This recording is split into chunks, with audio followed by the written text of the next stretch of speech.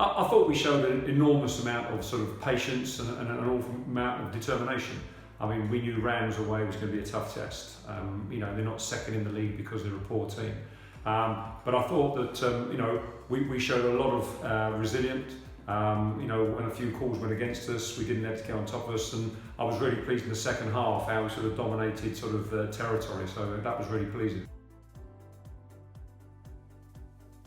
Yeah, no, it's been good. I mean, we had a really good training session Tuesday night. Big numbers, the cold weather managed to sort of firm up the ground, so it was a bit easier to run on than in the sort of the mud and the slop that we had last week. But no, I think the guys were really buoyed by the result on the weekend, so that's always helps a Tuesday night's training. No, I mean, I think, one of the things that we strive to have here is genuine competition for places. Our second team is unbeaten, and there's a reason for that. It's because they're such a strong group of players. It meant Tuesday night training. We do sort of 15 minutes of 15 against 15, and it got quite spiky on Tuesday night, which is always good to see because it means people care, and I think that's really important. But at the same time, they're very supportive of each other, and I know that the first team that goes out on Saturday is supported by that second team. So that's really pleasing. And we've got a couple of changes this week. Louis Liner comes back in to 15, having played for Harlequins A on Monday night. And he's a very exciting runner. Unfortunately, Louis Malloy, last week's 15 is injured. And then Kurt Schoenert gets his first start in the first team. He came off the bench last weekend, did a really good job at Rams, so he's worked hard for that place.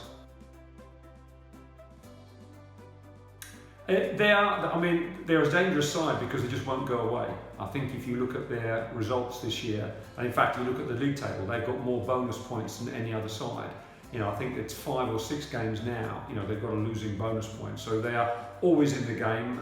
They've had some really good wins against the top side. So in many ways, they're sort of, the league table position doesn't reflect how good they are. And, when we were there in October, we managed to scrape a win by a point. So we know it's going to be a very tough test.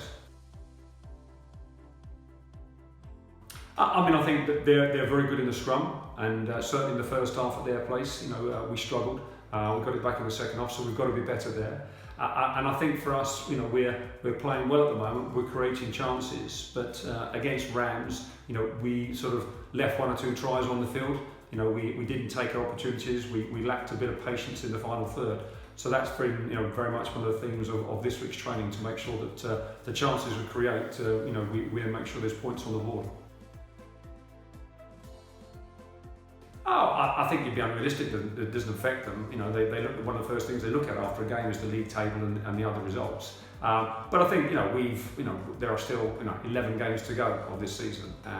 If we look any further than the next game, then you're going to get distracted. So it's important for us that this week they're fully focused on Bishop Stortford. We want to go out there and win the game and win it well. And if we're going to do that, we're going to have to play to the best of our ability. Yeah, Ross Grimstone's been a fantastic servant for this club. To play 100 games of the calibre that he's done, 3 years in the Championship, where week in, week out, he's been our #1 hooker.